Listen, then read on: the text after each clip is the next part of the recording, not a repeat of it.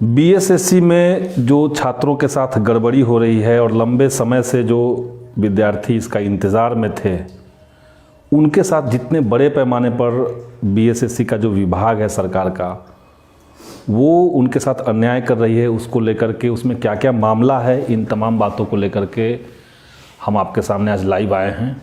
और इसलिए हम चाहते हैं कि जो भी साथी बीएसएससी के अभ्यर्थी हैं वो इस लाइव कार्यक्रम से जुड़ें, और जिनको पूरे मामले के बारे में जानकारी नहीं, जो जानना चाह रहे हैं कि आखिर बीएसएससी क्या है, बीएसएससी में क्यों इतना हंगामा हो रहा है, क्यों रोज़ अखबारों में आ रहा है, क्यों छात्रों के ऊपर लाठियां चल रही है, सरकार के विभाग की गलती क्या है, तो इसलिए मैं चाहता हूं कि आप तमाम लोग इस वीडियो से जुड़े और इसके बाद बातचीत होगी। जो साथियों का कमेंट होगा उस पर मैं चाहूँगा कि रिप्लाई भी करूं, तो इसलिए आप सब लोग आ जाइए। जी, 2014 में बीएसएससी इंटर स्तरीय बहाली शुरू हुई थी। बहाली के लिए विज्ञप्ति आई और विज्ञप्ति में जो बातें थी उसमें विज्ञप्ति आई पहले 2014 में, उसके बाद कुछ कोर्ट केस हुआ। 2016 में दोबारा से विज्ञप्ति के लिए ऑनलाइन आवेदन लिए गए। 17 में एक बड़ा बवाल हुआ और बड़ा बवाल के बाद हम सब जानते हैं कि बीएसएससी के जो अध्यक्ष और सचिव हैं, इनको गिरफ्तार किया गया, इनको जेल जाना पड़ा। कई सारे धांधली के मामले, पेपर लीक के मामले उस समय सामने आए थे, छात्रों ने आंदोलन किया था। और उसके बाद से समझिए कि पीटी, मेंस, ये सारे एग्ज़ाम हुए। उसके बाद कुछ जो सीट्स थे जिस पे मेडिकल होना था, मेडिकल हुआ। मेडिकल के बाद टाइपिंग का टेस्ट हुआ, ये सारे टेस्ट हुए। और फिर से फाइनल रिजल्ट के लिए जब छात्र इंतज़ार कर रहे थे, तो समझिए कि जो बहाली 2014 की थी उसमें अचानक से विभाग ने फिर से पीटी, मेंस, टाइपिंग, मेडिकल ये सब ले लेने के बाद विभाग की तरफ से फिर से 1218 बच्चों का दोबारा से पीटी का रिजल्ट दिया गया।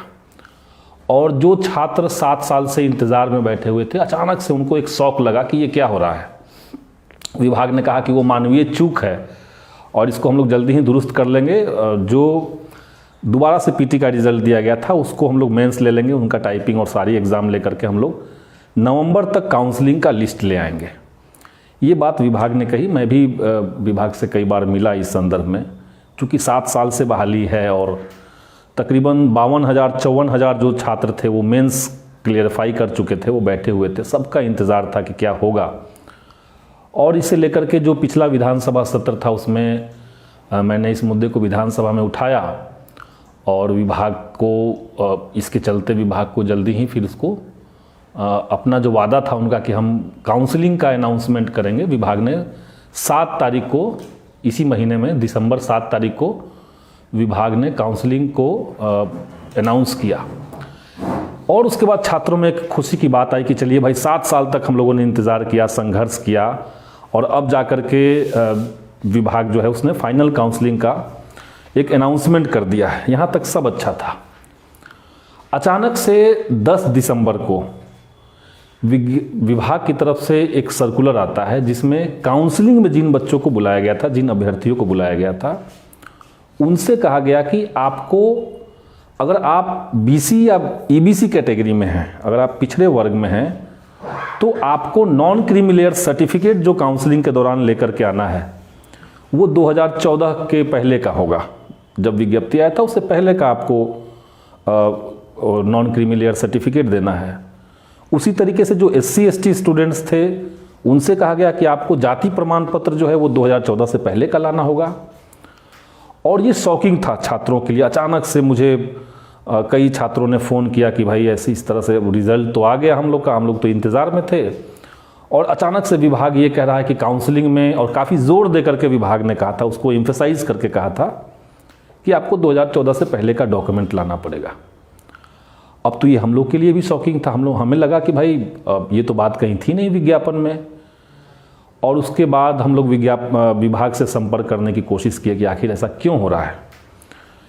तो विभाग का जो कहना है, उनका कहना है कि विज्ञप्ति में इसकी तरफ इशारा था। अब विज्ञप्ति में आप इशारा कैसे कर सकते हैं, सबसे बड़ी बात है। अब विज्ञप्ति का वो हिस्सा जो है उसको मैं आपको पढ़ के सुना देता हूँ।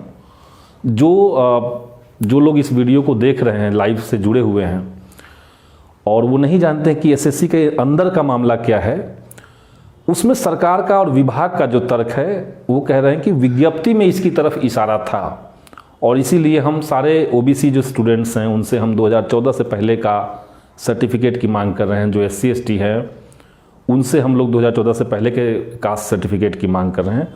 विज्ञप्ति में जो लिखा है वो देखिए।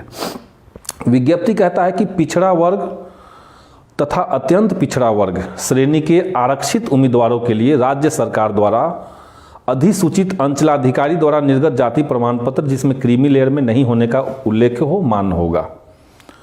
अनुसूचित जाति अनुसूचित जनजाति के अभ्यर्थियों के लिए अंचलाधिकारी द्वारा निर्गत जाति प्रमाण पत्र मान्य होगा। क्या क्या मान्य होगा, किस तरह का सर्टिफिकेट लाना है, आप ये इसमें कहा गया है कि आपको क्या क्या सर्टिफिकेट लाना है। जो अंचलाधिकारी ने जिसको रिलीज़ किया है वो चाहे नॉन क्रीमी लेयर सर्टिफिकेट हो या SC ST स्टूडेंट्स के लिए CO द्वारा अंचलाधिकारी द्वारा जो जारी किया हुआ कास्ट सर्टिफिकेट है वही मान्य होगा।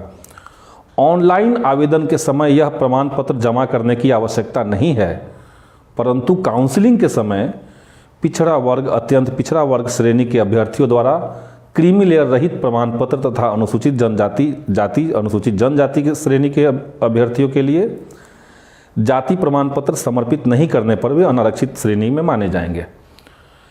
यानी कह रहा है कि आप जब फॉर्म जमा कर रहे हैं तो आपको इस डॉक्यूमेंट की जरूरत नहीं, जब काउंसलिंग होगा तो आपको डॉक्यूमेंट चाहिए।